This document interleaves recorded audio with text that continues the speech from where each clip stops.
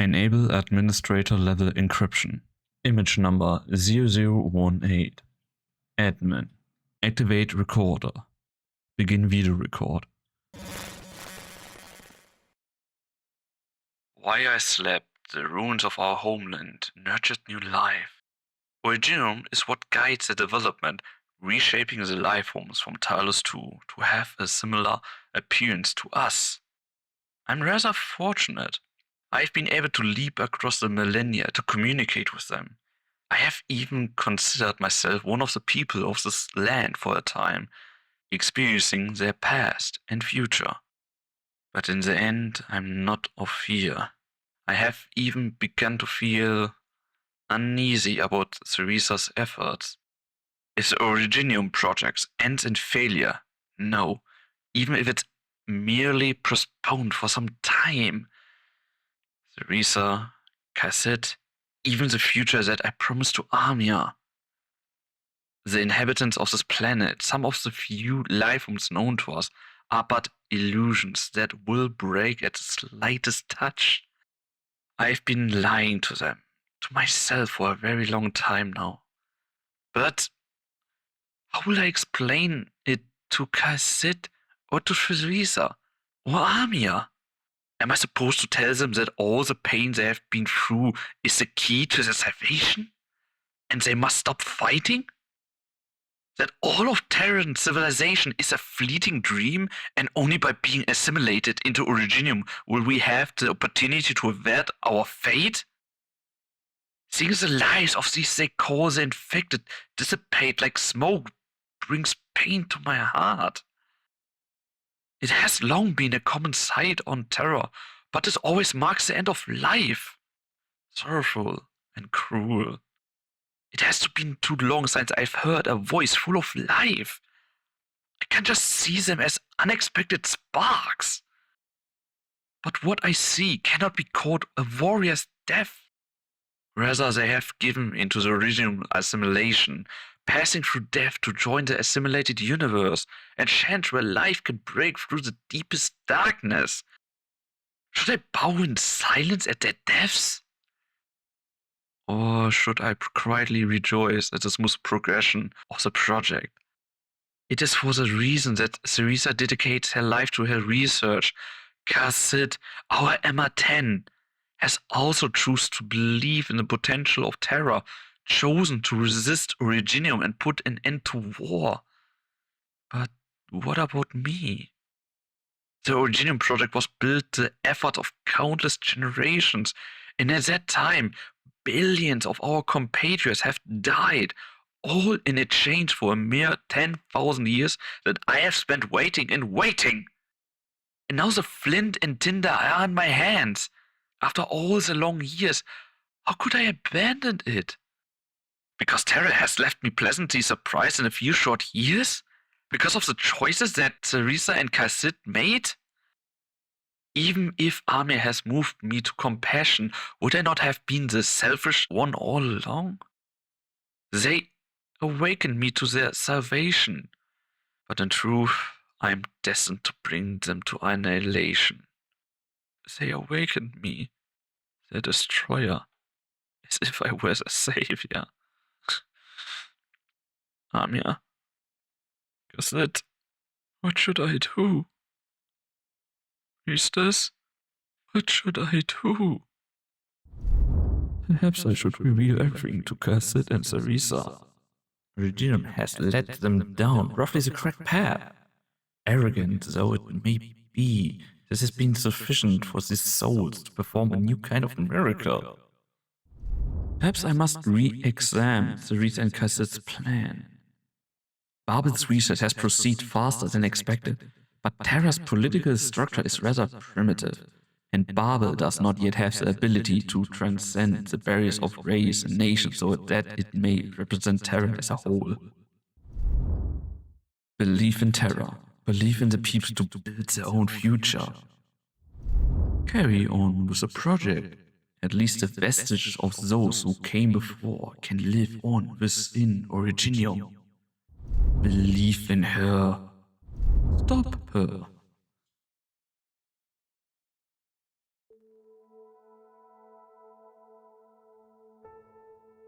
Well, how could I ever blame you? I understand your dilemma. Our debates are far beyond what those little life forms known as humans could participate in. But this is the only way. You and I both know that much. If, perhaps, we still have time before its return, we can envision things together, achieve them together, describe anything and everything within the boundaries of the universe together. I hope that in those fragile moments, you will always stand by my side. You will. Won't you?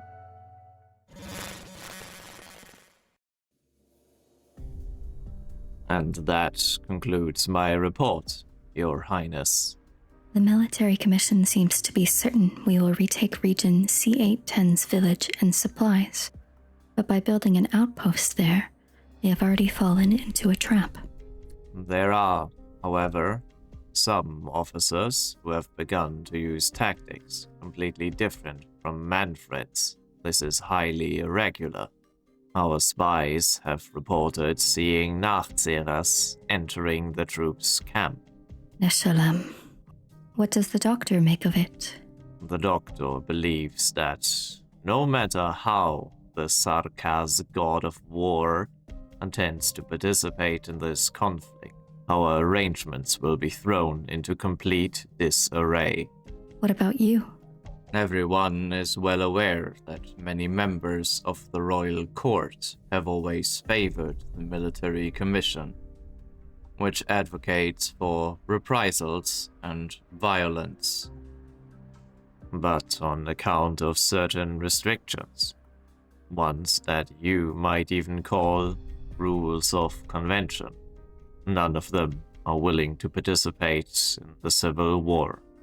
If the sovereigns were to decide to wage war upon us in Kazdel, those Sarkaz who have not yet returned would once more be unable to find Babel on the map.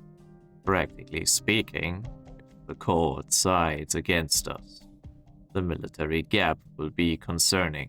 Plus, those that support us are, for the most part, not warriors or soldiers. For many of our troops, this is the first time they have ever held a weapon. This is why I must speak my mind. No matter how you look at the facts, our situation is changing dramatically. I understand. Keep monitoring the Nesher court. If Nesalem is no longer holding back, then Dukaral is likely to act as well.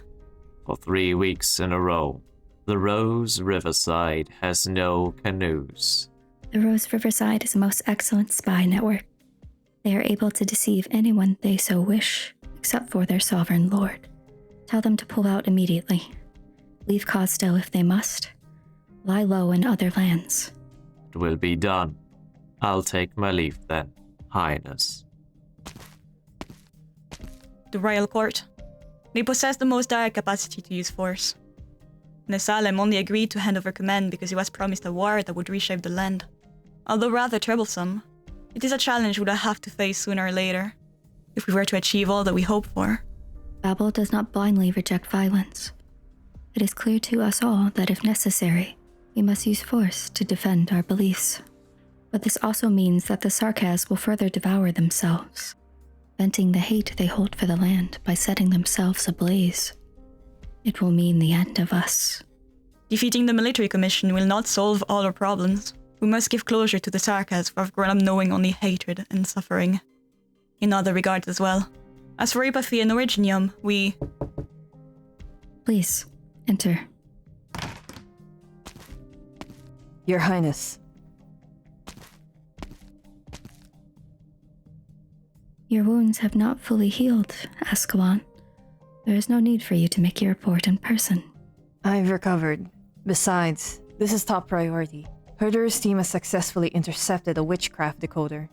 The doctor has already begun deciphering our enemy's codes. I believe we should see results soon. Is that so? Inez, W, you have done very well. Hmm? Thank you, Your Highness. I hope we'll crack our enemy's comms as quickly as possible so we can plan our next ops. Where is your captain, by the way? Aldorar took a few flesh wounds. Nothing too serious. He's getting treated in the infirmary right now.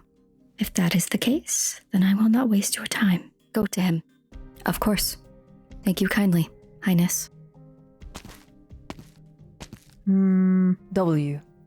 What? Go to Herder. Oh, Alright, got it. Guess he's sea lion dead. If that is all, Your Highness, I have other business. That reminds me. I still haven't thought of a real name for the girl, have I? 1093. Winter. Weather, rainy. Kesdal border, Kesdal. The doctor listens to the pitter-patter of the rain on the leaves, eyes closed. Drip, drop. The doctor's heart rages, filled with torment. A foul beast cries out in the distance. Answer my questions, or die here. Ask away.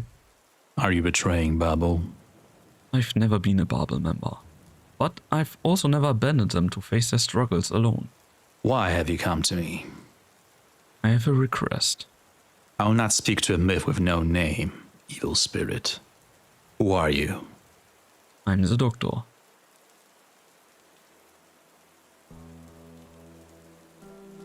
Doctor. Theresis lowers his weapon, the rain falling from the corners of his eyes onto the earth. He does not look at the one who invited him to this clandestine meeting, instead gazing upwards at the colossal statues of so-called heroes.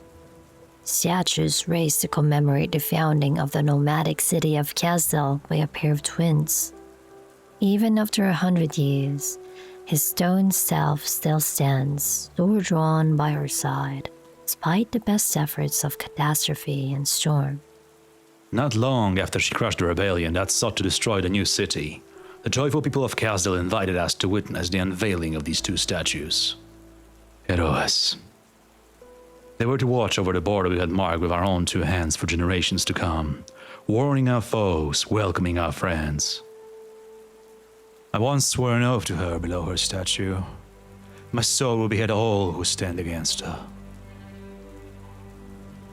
The doctor stares at the statue of Theresis, gaze unbreaking.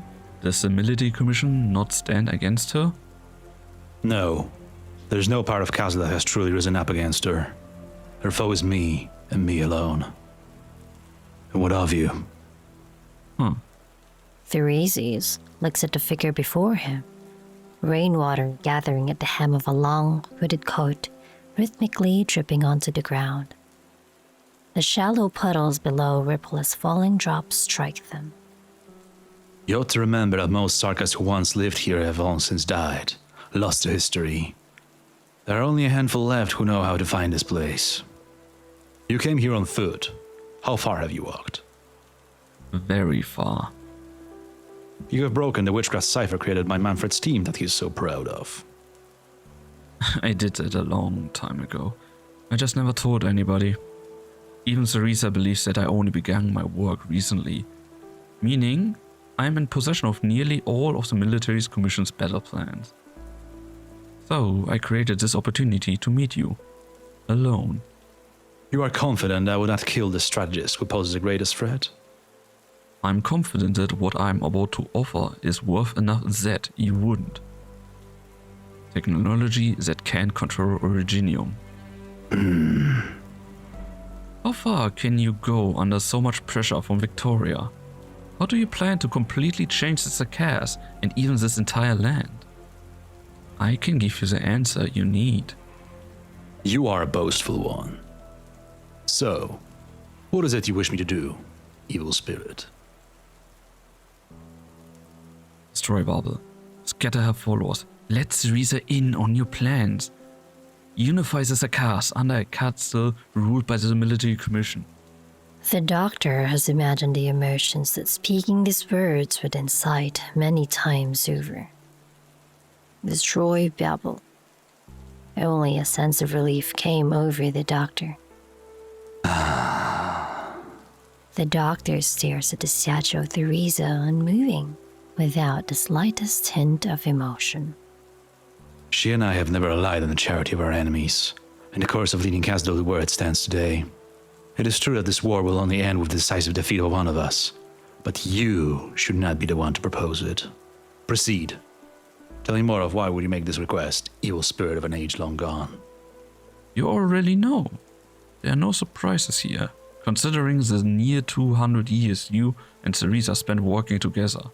You should be able to guess. I seek the expansion of Originium. Babel's struggles will only prolong the dying grass of this land, Theresa says. No matter if you resist it or accept it, Originium will take on myriad forms, drawing of all civilization into her embrace. Have you ever looked up at the sky? Beyond that sky, far beyond the twin moons, there's a place that we would once return to, where we would sleep peacefully. But I'm the only one left, here speaking with you. In the course of the Sarkaz eternal search for the remains of the dead gods to fend off your enemies, have you ever wondered, why did those gods die? The rain intensifies. The doctor draws tight that trademark hood and stands below the towering statues. The shadows of the statues envelop the doctor, making this figure seem ever more insignificant. Theresa suddenly feels that the one standing before him in the rain is even harder to read than before. The burden I bear is greater than the future of the Sarkaz. If I must destroy some things to create a ladder I hope for, I will do it. It's all I can do. I've already hesitated for far too long. Destroy some things to create a ladder. You speak lightly of sacrifice. Nothing light here, Theresa. Believe me when I say you couldn't even conceive of what I've been through. And when do I see your sincerity for our cooperation? Is the shard not enough for you? Otherwise, even with the help of the Confessari, you... It is not. It is far from enough, evil spirit. It is only enough to spare your life. Only enough to stop me, leader of the military commission, from killing a fated foe here and now. I require an even more direct means to advance this war to the next stage. If you wish for the Babel members to be spared, then so be it. The military commission promises you that as long as Babel concedes defeat and departs Casdo, we will not exterminate those who desert or surrender. But you know what you must do in return. No, you can't. Who would have thought that the evil spirit who so roused the interest of the Nazare king would be such a coward? You can both let Theresa live and allow the Babel members to leave safely. It is a total contradiction. Only with the destruction of Babel and the complete eradication of its members can Theresa leave for Londinium with me. Otherwise it will merely be a case of military commission quashing and dispersing another group of civilians, migrants and pacifists. Even without my order, such things will happen naturally. Perhaps you believe that Theresa will be willing to step back and watch it before her eyes? She will not. And so she will resist. You know what I ask of you. If you truly wish to save the many who stand by your side, make them willingly admit defeat and surrender to me. Then slay their king. And then I will allow Babel to leave. As it collapses, it will no longer be considered a Sarkaz endeavor, and will grow weak, drifting to the edges of civilization. Destroy some things to create a ladder, Doctor. You're right. There is nothing light about this. In your opinion, what is the meaning behind this civil war? What meaning would death hold? Reclaiming our lands, rebuilding our homes, ending discrimination, and revitalizing our race. You have heard those platitudes many times. They are too complex, and yet too simple. Merely a small and pitiful species trying to grasp their fate. I see. In that case, I will tip the scales of destiny. Destroy Babel, divide them, weaken them, allow them to return to their former lives so that they can know a moment of peace in the final century. That way, we don't have to kill Theresa, but at the very least, we can minimize the losses of life. Fretting over violence serves only to stifle you. You understand the Sarkaz better than most, but perhaps still not well enough. I have a question myself, Doctor. Evil spirit of bygone age, you Google yourself a giant, a god, a supreme creator, one who can dictate the fate of the Sarkaz. Are you the only one of your kind? I am. That is good to know. Go, now without guilt, and do what you have decided to do. If you worry there will be no one to tear you down from your lofty heights, or judge your sins, don't. I will do it, evil spirit.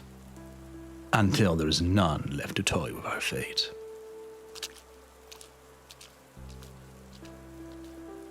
The doctor listens to the splashing of the puddles behind, the sound of footsteps fading into the distance.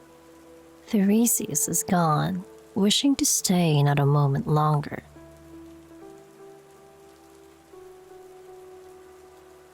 Pale sunlight begins to seep through the gaps between the statues. The doctor cannot feel the slightest bit of warmth from it. The heroes continue to gaze into the distance. They do not look beneath their feet. There stands a figure who does not leave for a long, long time.